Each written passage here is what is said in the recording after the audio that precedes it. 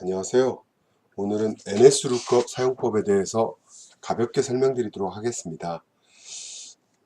NSLOOKUP 우리가 그 DNS 쿼리를 사용할 때 많이 사용하는 유틸리티인데요. 여러 OS에 대해서 기본적으로 설치되어 있는 유틸리티이기 때문에 쉽게 쓸 수 있는 겁니다. 기본 명령은 원래 이렇게 되어 있어요. NSLOOKUP 하면은 프롬프트가 바뀌게 되어 있습니다. 그러면 이 프롬프트에서 서버하고 어느 DNS에 물어볼지 인지를 줄 수 있습니다. 만약에 이 인지를 주지 않으면 내 PC나 내 서버에 설정되어 있는 기본값에 의해서 물어보게 되어 있습니다. 그리고 타입을 줄 수 있습니다. set 타입하고 equal 타입을 줄 수 있는데 여기에 있는 타입은 A 레코드나 뭐 PTR, 그러니까 정방향 쿼리를 할지 역방향 쿼리를 할지 DNS를 물어볼지 MX 레코드를 물어볼지 무엇을 물어볼지에 대한 게 여기 첫 번째 줄하고 요 세 번째 줄하고 네 번째 줄입니다. 타입이 만약에 A면 정방향 쿼리를 하겠다 하고 다음에 도메인을 주면 그거에 대한 정방향 쿼리를 하게 돼 있고, 여기 만약에 역방향 쿼리를 하겠다 PTR을 주고 IP 주소를 주면 다음에 결과를 도메인으로 리턴하게 돼 있고, 그래서 어떤 타입으로 회신을 해주세요, 어떤 타입으로 응답을 해주세요, 그런 의미로 타입을 집어넣을 수 있습니다. 보겠습니다. 그리고 먼저 다음에서 여기에 들어갈 수 있는 타입이 뭐뭐 있는지 보고 이 타입에 대해서 타입별로 그 용례를 하나하나씩 살펴보도록 하겠습니다.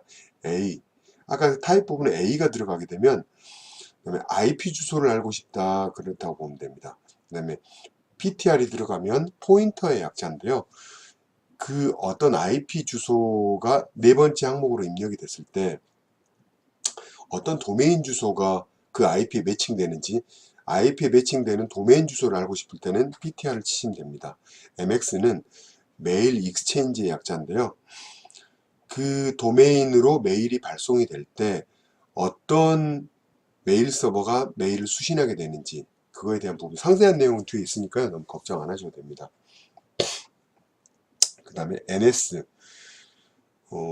그 도메인의 DNS 서버는 어떤 서버가 관리하게 되는 건지, CNAME, 그거를 길다란 도메인이 있을 때 이걸 짧게 축약해서 부를 수 있는 건 없는 건지, 뭐 그런 식이라고 보시면 됩니다. 짧은 걸 쳤을 때 실제로 연결되는 거는 아주 긴 거다.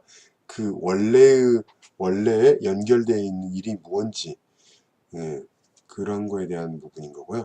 SOL에는 스타트 오브 오소리티 해가지고 도메인에 관련된 그 도메인 존에 관련된 전체 정보를 관리하는 설정 파일이라고 보시면 됩니다.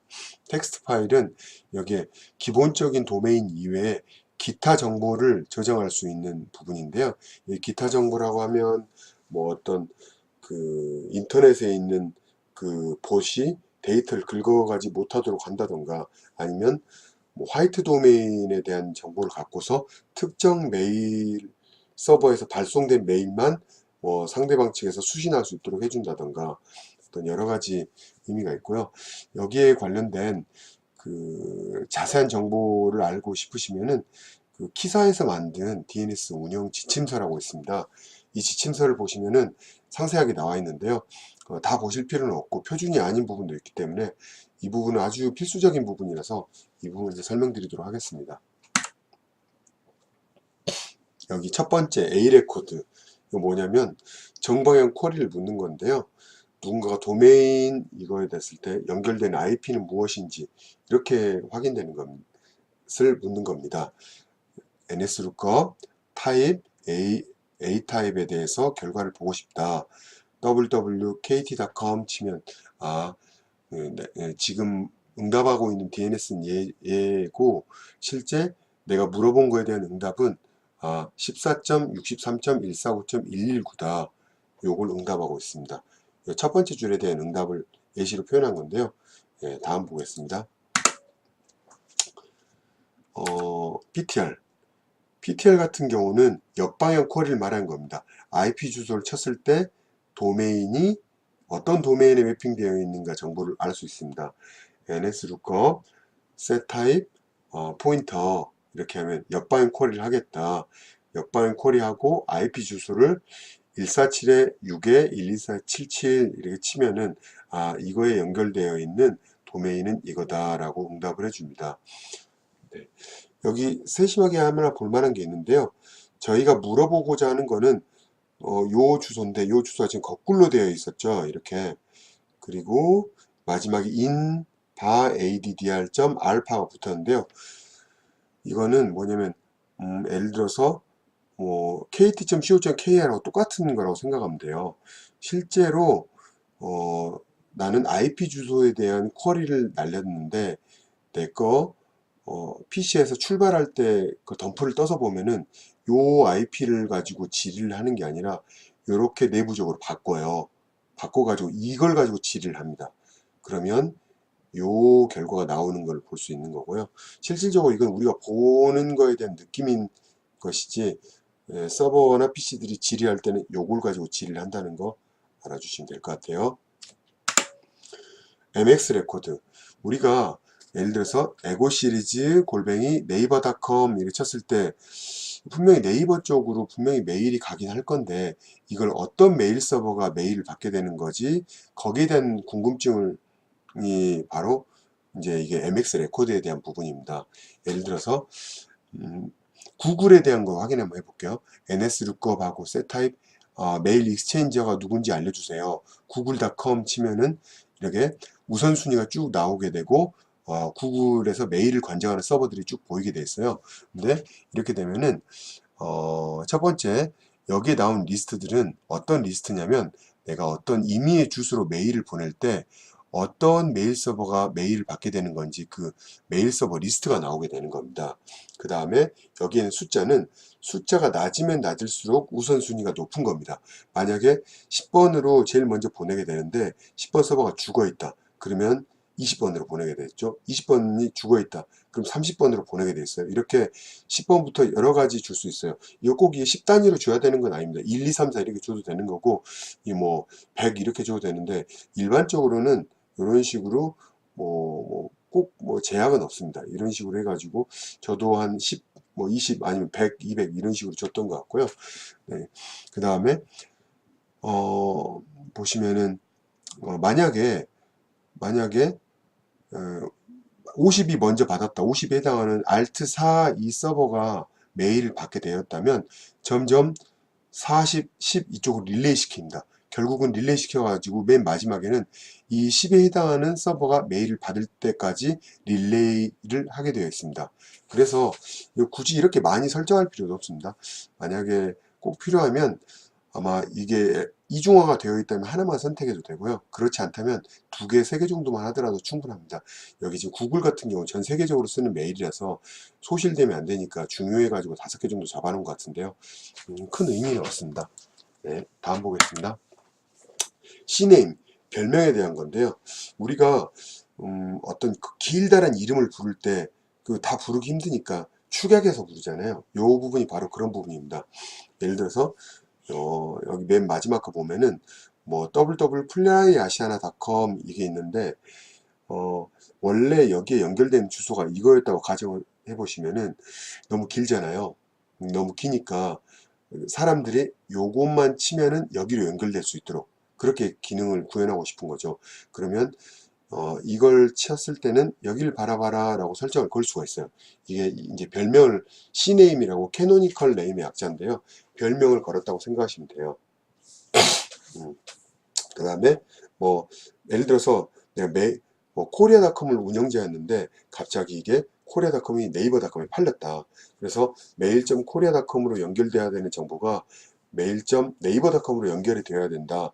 그러면 이럴 때 메일.네이버닷컴도 네이버가 받아야 되고 코리아닷컴도 네이버가 받아야 되고 이런 경우를 설정할 때 메일.코리아닷컴으로 오는 거를 메일.네이버닷컴으로 가시오라고 C네임을 걸어줄 수가 있습니다. 혹은 웹이나 ftp 다음.net 아니면 ssh 다음.net 이런 거 복잡한 여러 가지 서브 도메인으로 들어올 때 나는 모르겠고 그냥 www로 전부 가세요 라고 하는 것도 C네임으로 걸 수 있습니다. 이런 게 좀 확장시켜 보면 아스터를 걸어 가지고 어떤 걸로 오든지 간에 ww로 보내라 이런 식으로 설정할 수 있고요.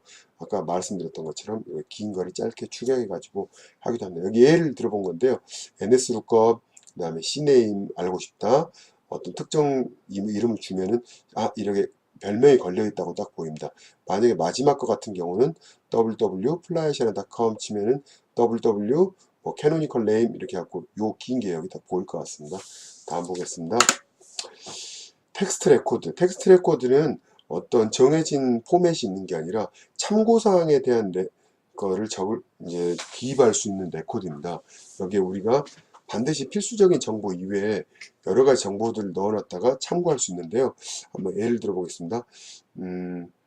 보면은,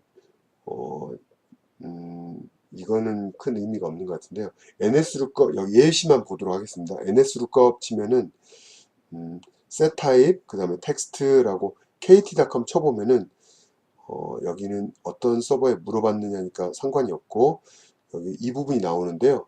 이거는 화이트 도메인에 대한 부분입니다. 화이트 도메인은 어떤 게 있냐면, 메일을 발송하는 입장에서 어떤 서버들이 발송을 허용해 주냐, 어떤 서버들이 도메인에 발송 가능하도록 허용을 해 주느냐, 그 리스트를 적을 수가 있는데요. 뭐 예를 들어서 14.63.245.208 이런 서버나 여기에 들어가 있는 서버들은 KT에서 이건 우리 KT.com을 달고 나가도 되는 거야 라고 인정을 해주는 것들입니다. 그게 중요한 게 아니라 기타 정보를 세이브한다는 것이 중요합니다. 거기 또 네이버.com 쳐보게 되면 여기 똑같이 화이트 도메인에 대한 부분이 있는 거고, 이거는 구글에서 이거 우리 거는 긁어가지 못하도록 설정을 하겠다. 어떤 그런 설정이라든가 기타 이거 이외에도 다른 설정들을 할 수 있습니다.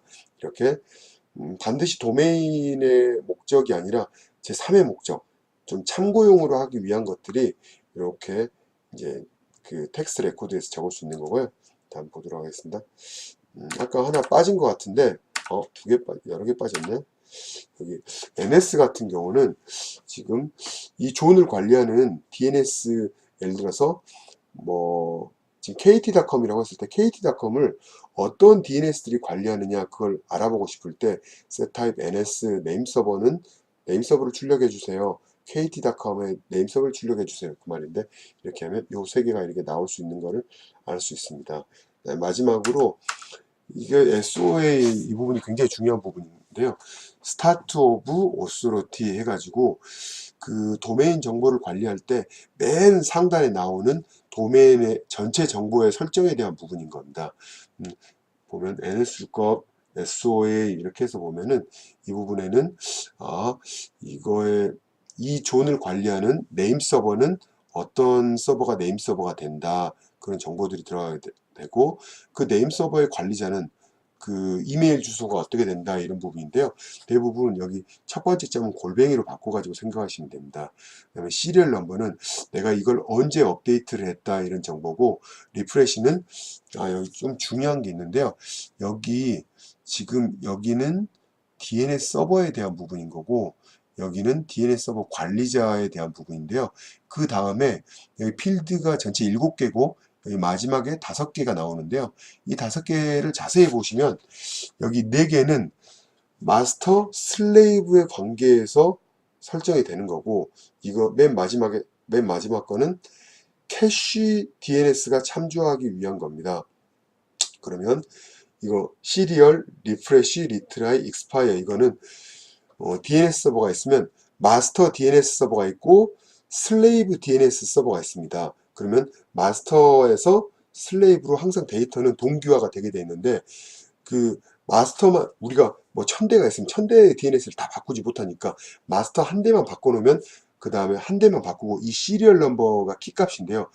이 데이터만 바꾸고 시리얼 넘버만 바꾸면 시리얼 넘버를 기준으로 해가지고 바뀌었는지를 체크하면서 데이터를 계속 슬레이브 서버들이 동기화 시키게 되어 있습니다. 그 마스터하고 슬레이브에 대한 관계를 나타낸 게 이걸 말하는 거고, 리프레시는 슬레이브가 이제 데이터를 가져갈 때 어떤 주기를 가지고 슬레이브가 데이터를 가져가야 되겠냐, 그게 리프레시에 대한 부분인 거고, 리트라이는 슬레이브가 데이터를 가져가는데 만약에 마스터 데몬이 죽었거나 뭔가 정상적으로 동작하지 않는다. 그럴 때 정상적으로 데이터를 가져가지 못할 때 얼마만큼 있다가 데이터를 가져가겠느냐, 그게 이제 리트라이에 대한 부분입니다.